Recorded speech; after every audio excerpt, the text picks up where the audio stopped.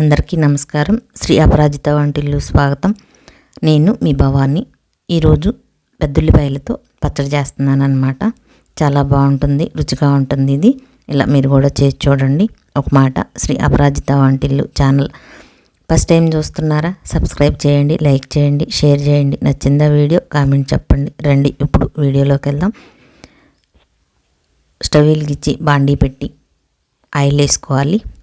ఇవి పెద్దుల్లిపాయల్ని నేను 2 తీసుకున్నాను, పెద్దవి, పెద్ద సైజు. దానికి సరిపోను కారం. పొండు మిరపకాయలు తీసుకుంటున్నాను. వెండి మిరపకాయలతో కూడా చేసుకోవచ్చు, కానీ పొండు మిరపకాయలతో చాలా బాగుంటుంది.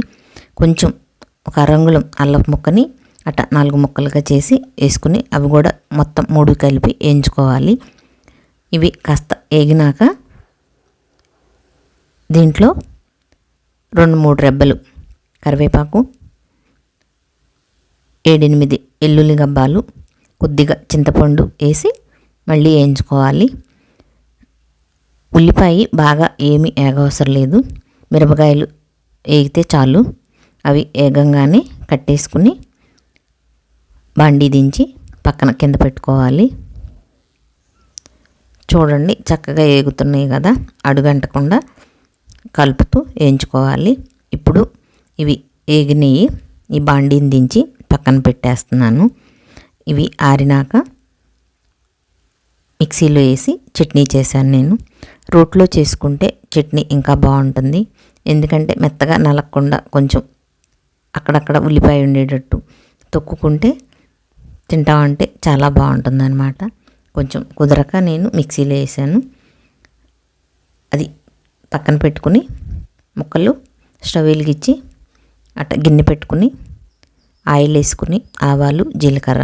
ఇక్కడ దీంట్లో ఏ పప్పులు వేయటం లేదు, ఎందుకంటే చట్నీలో నాని అవి బాగోవు, అందుకని నేను ఇట్లా. మీకు నచ్చితే వేసుకోండి.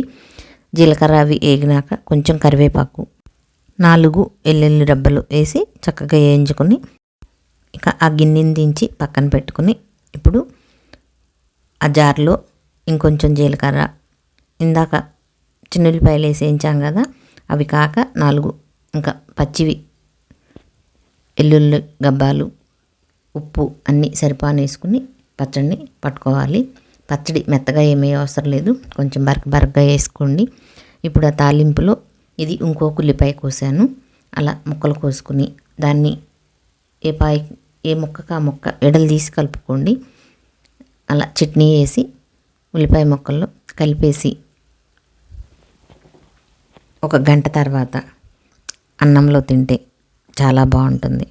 ఎందుకంటే గంట తర్వాత అది కారం అంతా పీల్చుకుని అట్ట ముక్కలు బాగుంటుంది అన్నమాట. ఇది అన్నంలోనే కాకుండా చపాతీ, ఇడ్లీ, దోశ అలా దేంట్లోనైనా సరే ఈ పచ్చడి చాలా బాగుంటుంది.